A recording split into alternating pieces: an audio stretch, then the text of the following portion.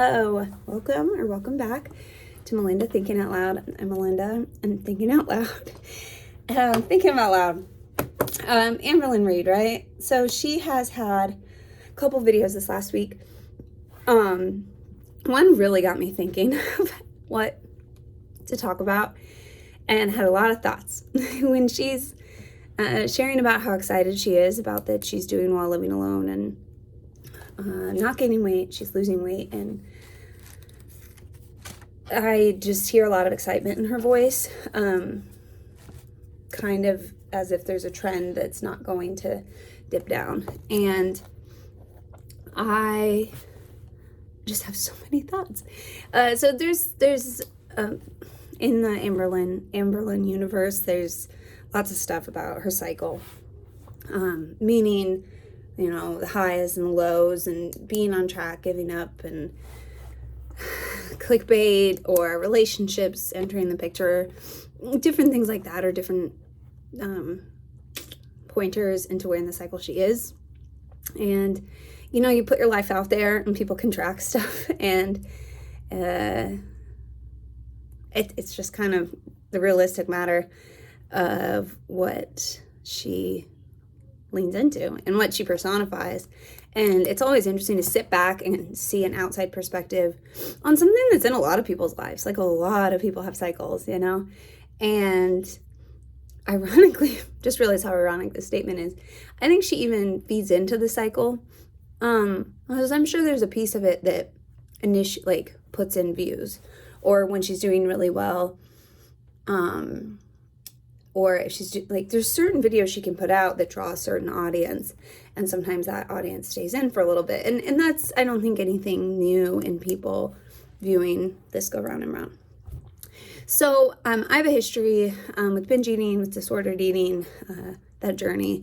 And I would doubt anyone that said that they didn't personally have cycles if they are saying they had a similar story. And when most people start to take a real look at their life and their habits and their choices, a part of that is claiming, identifying, stopping denying the cycle, because actually you can learn a lot about yourself and grow in your awareness when you realize there is a cycle, and enjoy when it is easier, and prepare yourself for when you know it's going to be harder. And I'm not talking about a cycle as in giving up every month and then trying again in every month. I'm just talking about there's times when life is harder and there's times when life is easier. And when we're not doing well, we get mentally, physically, we give into those harders. And there's so many variables. However, for the sake of, I feel silly putting this out there in regard to Amberlynn. This is more of a side note. I know for me, when I finally looked at because I'm a woman, and when I looked at my literal cycle and looked at what hormones can do, and I got so much more realistic of why things feel really hard sometimes and why things feel easier sometimes. And if you're a woman that hasn't looked into that, I would really advise that you do. And honestly, if you're a guy that has women in his life, I would look into it as well. There's a lot of characteristics that people put as excuses, or, I mean, don't let it be an excuse, but excuses or crazy talk. And there's validity to some people's things that make it harder. Like I said, this really isn't under the Amberlynn thing for various reasons. But it might have been at one point, to be honest. And I'm not good at science and biology to know what hormonally her body would be going through after a hysterectomy. I have had cancer before and had surgery removing cancer, and I can say that your body heals so much slower than you'd expect it to, especially in your 30s. I'm 33, so not too far off of Amberlynn. And I know this isn't the same thing, but my scar tissue still is quite sore and is healing. And it's been years since my cancer surgery. It was in the end of 2020.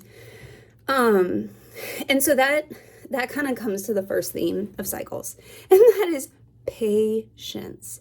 And this is something that I know Amberlynn is lacking a lot. And I mean, a lot of us are. It's a maturity thing of, you want what you want when you want it. And that is the root of so many issues for a lot of people, like spending issues, food issues.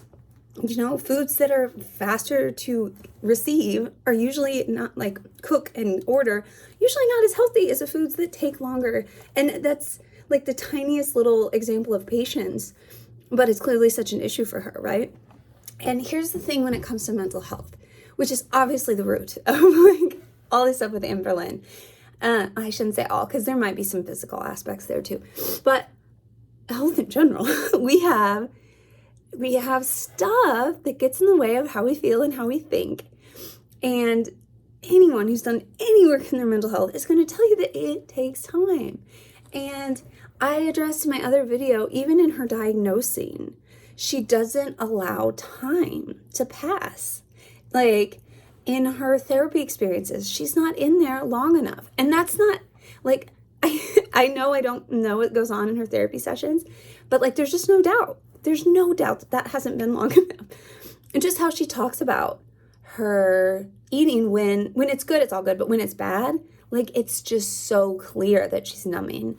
And the truth is, to get to the point she's been at, to get to the point, I don't know where you're at, to get to the point where we are numbing ourselves with certain behaviors, it took a long time to get there. Like, a lot of crap has happened, and it takes a lot of time to unwind that crap. Like, I guess in my mind, I visualize it as like a tangled piece of, honestly, like jewelry or like fishing line. Something that's really hard to untangle.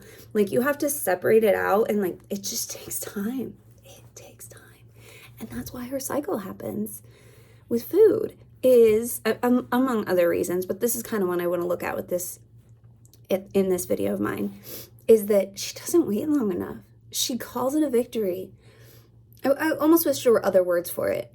She calls it like a win overall, like an ultimate victory. I got it. This is the track. I'm losing weight way too soon. Like, I mean, I remember this so clearly, being a sophomore in high school and looking in the mirror, and I was overweight or obese, and just trying to, put on an outfit that I thought looked decent, and knowing that I had tried a lot of different, like, I'm going to eat this way, and it kept not working, and thinking, like, what haven't I tried, or what have I tried before but I gave up too soon? And I remember just really kind of looking at myself and saying, you've given up, but someday you're going to find a method and it's going to work. Like, it's got to be out there. It's got to work. Like, something's got to work. Something's got to give. And there's hope to that, but there's also a piece of self-denial to that. And only a person, like, each person's journey is going to be different. And at which point it's like, it's hope. And it's like, I'm going to try this again and it's going to work. And at what point it's like self-denial. Like, I don't have the tools on my own. Like, something's got to, like, drastically change, and then I'm going to try again, And using the tools I have, I can move forward and I can do this. And it almost reminds me, I don't know if I say it right, but like Optivia, this is way back. When she first found Optivia, the excitement she had, because she's like, I've tried everything and this, except this. She literally said that.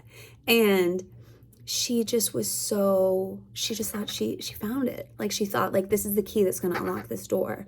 And that especially is such an example of, did she even go 2 days? I mean, I know I've been there. Like, this is what's going to work. And you're like so into it and so excited. And then eventually it doesn't work. And then you give up. And, I think with binge eating disorder, or like, an eating disorder umbrella, you're trying to fix the problem. The problem feels like it's with food, so you're trying to fix the problem with a food plan that's going to work.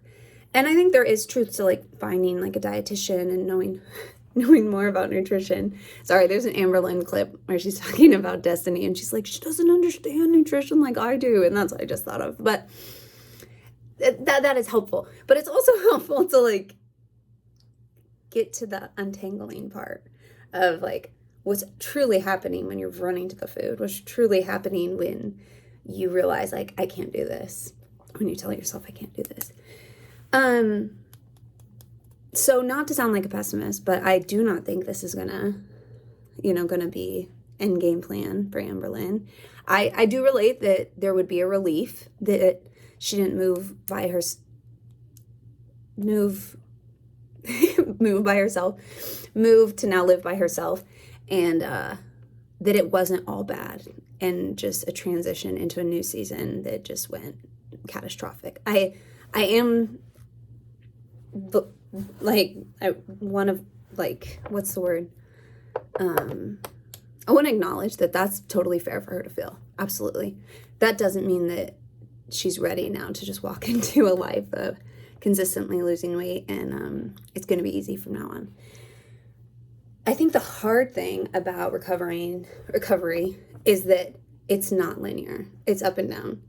And I'm not sure we're always the most accurate at determining our own journeys, because we think, okay, this is just up and down, but it's overall up. And like, but we can tell ourselves it's overall up, but really it's overall down, or it's just overall the same. And personally, I could tell so many stories of that, of like, I know I have some rough days, but like overall I'm doing well, where really it was the opposite. I'm having rough days and overall like it's not good. It's getting worse and worse. And I think the moral of the story is that therapy is needed. Some deeper issues need to be addressed, and the cycle is real. But there's other things probably contributing to the cycle. So, what are your thoughts on the good old cycle? What are your thoughts on how she is right now? I hope you're doing well. I'm putting this up on a Saturday, so if you're watching it this weekend, have a great weekend, and I'll see you guys later.